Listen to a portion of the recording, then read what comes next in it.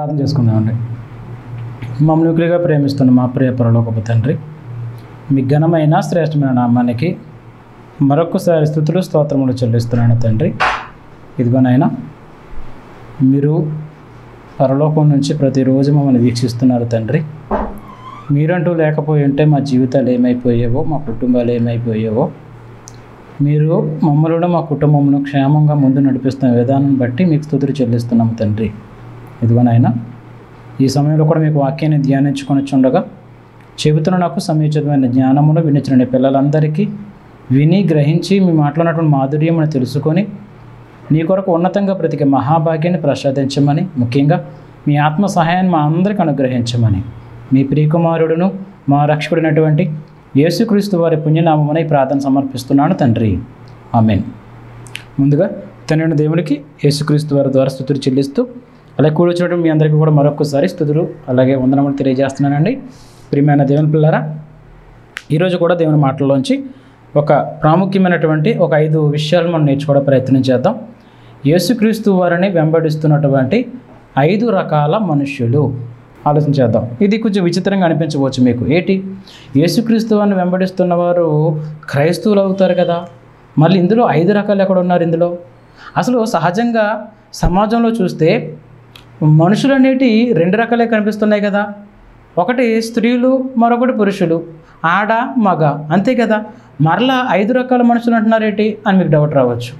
మీరు ఈ మధ్యకాలంలో ఒక ప్రాముఖ్యమైన సంగతి ఆలోచించాలి. ఏంటంటే, ఏదైనా ఒక అప్లికేషన్ ఫిలప్ చేస్తున్నప్పుడు నేను ఫేస్ చేసినటువంటి విషయాన్ని చెప్తున్నాను.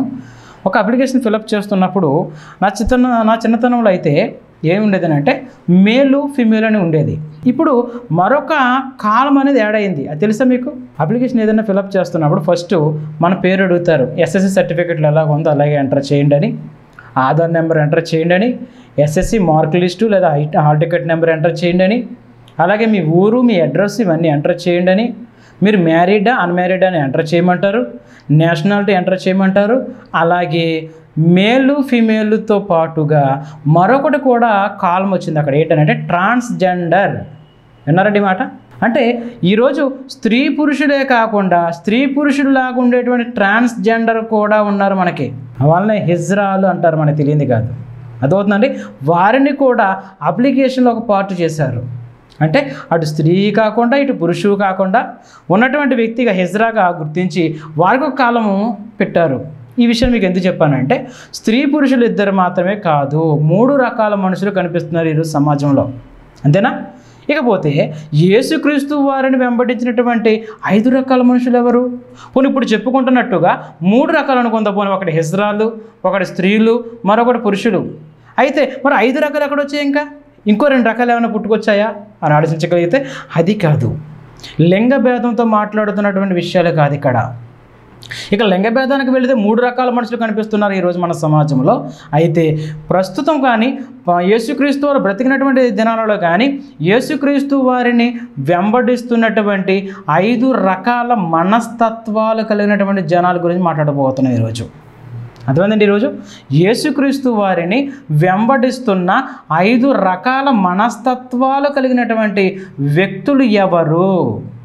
ఇక విషయానికి వెళ్ళే ముందు మరొక విషయాన్ని మీకు చెప్పాలని ఆశపడుతున్నాను. ఏంటంటే, యేసుక్రీస్తు వారిని నీవు వెంబడిస్తున్నావా? యేసుక్రీస్తు వారిని నీవు కూడా ఫాలో అవుతున్నావా? అయితే ఈ 5 రకాల మనుషులలో నీవు కూడా ఉన్నావేమో జాగ్రత్త పడాలి. ఏమండి, ఒక విషయాన్ని బైబిల్ నుంచి మనం జాగ్రత్తగా నేర్చుకోవాల్సిన సంగతి ఏంటంటే, ఒక మంచి విషయాన్ని అయితే హత్తుకోమంటుంది బైబిల్. అది మన ముందున్నటువంటి చెడు విషయం అయితే మంచిది కానిది అయితే దాన్ని ఏం చేయమంటుందంటే బైబిల్ ఏం చేయమంటుంది చెప్పండి? అసహించుకోండి అని ఉంటుంది. రోమపత్రిక 12వ అధ్యాయము 10వ వచనం చూడండి ఒకసారి. 9-10 వచనాలు. మీ ప్రేమ నిష్కపటమైనదై ఉండవలెను, చెడ్డదానిని అసహించుకొని మంచి దానిని హత్తుకొని ఉండుడి అని రాయబడిందని అక్కడ. అంటే మంచి విషయాన్ని ఖచ్చితంగా మనమంతా కూడా స్వీకరించాలి, హత్తుకోవాలి, అన్వయించుకోవాలి, అనుసరించాలి, పాటించాలి. బైబిల్ చెప్పేటువంటి పెద్ద సూత్రం అదే. బైబిల్ అనేటప్పటికీ మొత్తం అంతా కూడా మనం పరిశీలించుకుంటూ వెళ్ళినప్పుడు అందులో చెడ్డ విషయాలు కూడా ప్రస్తావించబడినప్పటికీ అవి ఎందుకు గ్రహించబడ్డాయి? అవి మనకు దృష్టాంతములు. చెడ్డదానిని చూసి నువ్వు అసహించుకో, అలాగే మంచి విషయాన్ని చూసి నువ్వు నేర్చుకో, పాటించు, అనుసరించు, పరలోకానికి చేరుకో. అంతే తప్ప మంచిని మాత్రమే చెప్పి చెడుని మాత్రమే దాచిపెట్టేటువంటి ఇతర గ్రంథాలు కాదు బైబిల్ అనేది. అర్థమవుతుందా మీకు? నా గురించి నేను చెప్పుకోమన్నాను అనుకోండి, నా గురించి మీరు ఎవరైనా మీరు ఏంటి మీ ప్రొఫైల్ అని అడిగారు అనుకోండి, నా గురించి నేను ఏం చెప్పుకుంటాను? నేను పుట్టిన దగ్గర నుంచి ఈ రోజు వరకు స్టిల్ టుడే వరకు నేను ఏం చేస్తానంటే నాకు ఫేవర్గా, నాకు నచ్చినవి, నాకు మంచివి అనిపించినవని మీకు చెప్పుకుంటాను. అంతేనండి.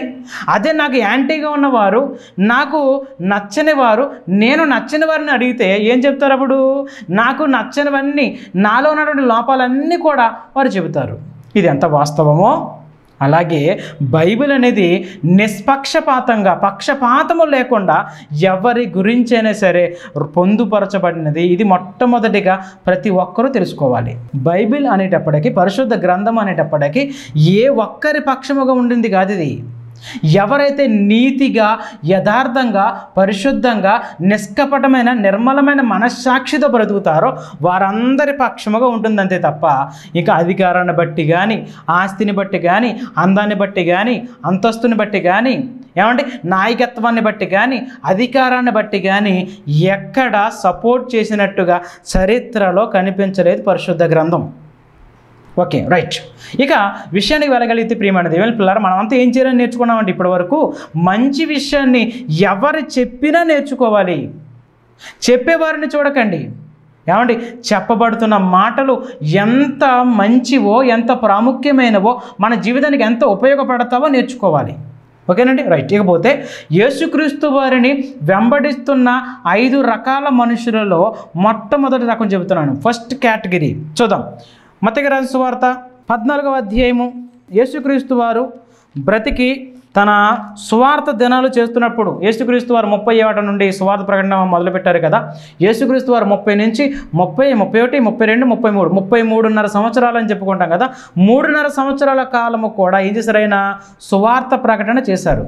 ఈ సువార్త ప్రకటన చేస్తున్నప్పుడు కూడా ఈ 5 రకాల మనస్తత్వం కలిగిన వ్యక్తులు వెంబడించారు ఆయన్ని. అందులో మొట్టమొదటి ఇప్పుడు ఆలోచిస్తున్నాం. ఒకటి 14వ అధ్యాయము 17వ వచనం, 16వ వచనం చదువుతున్నా చూడండి. మీ యేసు వారు వెళ్ళనక్కరలేదు, మీరే వారికి భోజనము పెట్టుడని వారితో చెప్పగా అని రాయబడింది. అక్కడి నుంచి 13 నుంచి సందర్భం ఉంటుంది. 13 నుంచి సందర్భం 7 చేపలు, 7 రొట్టెలు 2 చేపలు. ఏమంటే 7 రొట్టెలు 2 చేపలు ఎంతమంది తింటారు అక్కడ? 5,000 మంది సుమారుగా. 5,000 మందికి 7 రొట్టెలు 2 చేపలను పంచిపెట్టినటువంటి సందర్భం. ఇక్కడ వచ్చిన వారందరి గురించి మనం ఆలోచిస్తే కిందకు వచ్చినప్పటికి ఏం చెప్తారంటే, కిందకు వచ్చేటప్పటికి 20వ వచనంలో వారందరూ తిని తృప్తి పొందిన తరువాత మిగిలిన ముక్కలు 12 గంపల నిండా ఎత్తిరి, స్త్రీలను పిల్లలను గాక తినిన వారు ఇంచుమించు 5,000 మంది మనుష్యులు. స్త్రీలని పిల్లలను పక్కన పెట్టేస్తే 5,000 మంది పురుషులు తిన్నట్టుగా రాయబడింది. అయితే ఇక్కడ ఈ సందర్భాన్ని బట్టి నేను ఒక విషయం ఆలోచించాను. ఏంటంటే ఇక్కడ మాత్రమే కాదు, వీరి గురించనే కాదు కానీ ఈరోజు నేడు కూడా చాలామంది యేసుక్రీస్తు వారిని దేని గురించి వెంబడిస్తున్నారో తెలుసా అండి? తిండి కోసం. భోజన ప్రియులు. ఒక చోట చెప్తారు కదా ప్రభువారు, ఏమనంటే వారు భోజన ప్రియులయ్యా. మరొక చోట పౌలు గారు చక్కని మాట చెప్తారు. ఆ మాట కూడా చూపించి అప్పుడు వివరంలోనికి వెళ్తాను. ఫిలిప్పీయులకు రాసిన పత్రిక 3వ అధ్యాయము. ఫిలిప్పీయులకు రాసిన పత్రిక. ఇది చెప్పడానికి చాలా సిగ్గుపడుతుంటారు పౌలు గారు. సిగ్గుపడుతూ ఏడ్చుచూ చెప్తున్నానని మాట్లాడతారు అక్కడ. పౌలు గారు రాసినటువంటి ఫిలిప్పీ పత్రిక 3వ అధ్యాయము 19వ వచనం 15 నుంచి చదువుతున్నాను. సహోదరులారా, మీరు నన్ను పోలి నడుచుకున్నట్టే మేము మీకు మాదిరి ఉన్న ప్రకారం నడుచుకుని వారిని గురిపెట్టి చూడండి. అనేకులు క్రీస్తు శిలువకు శత్రువులుగా నడుచుకొనుచున్నారు. వీరిని గూర్చి మీతో అనేక పర్యాయములు చెప్పి ఇప్పుడును ఏడ్చుచూ చెప్పుచున్నాను. చూడండి ఎంత బాధపడుతూ మాట్లాడుతున్నారు పౌలు గారు. ఏటట ఏడ్చుచూ చెప్పుచున్నాను. ఎందుకు ఏడ్చు చెప్పుచున్నారు? ఈయన ఏడ్చుచూ చెప్పవలసిన సంగతి ఏంటంటే, యేసుక్రీస్తు వారిని వెంబడిస్తున్న వారిలో ఎలాంటి వారు ఉన్నారంట? ప్రప్రథమైనటువంటి స్థానంలో. చూడండి తర్వాత ఏంటంటే, వారు ఏడ్చుచూ చెప్పుచున్నాను, నాశనమే వారి అంతము అని ముందు కన్క్లూడ్ చేసేసి ఎవరి గురించి మాట్లాడుతున్నారు అక్కడ? నాశనమే వారి అంతమని చెప్పి ఏమన్నారండి అక్కడ?